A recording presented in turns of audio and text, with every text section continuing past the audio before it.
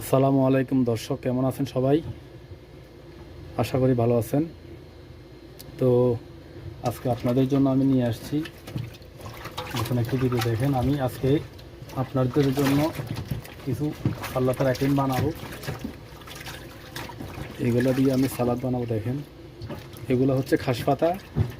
এগুলা বিশেষ করে সৌদি আরবে পাওয়া যায়। এগুলো দিয়ে সালাদ বানাবো আজকে। এটা হচ্ছে খাস পাতা। দেখেন, এটাকে বলা হয় খাস পাতা। এটা দিয়ে সালাদ বানানো হয়। তারপর আপনার দেখেন, এটা হচ্ছে টমেটো, আর এটা হচ্ছে শসা। এটা সৌদি আরবে আপনার খেয়ার বলা হয়। এটা হচ্ছে শসা, বাংলাতে শসা বলে। এখানে হচ্ছে কাঁচামরিচ। দেখেন, এটা হচ্ছে পেঁয়াজ। সবগুলো আইটেম আছে, আমি রেডি করে রাখছি। আর হচ্ছে আপনার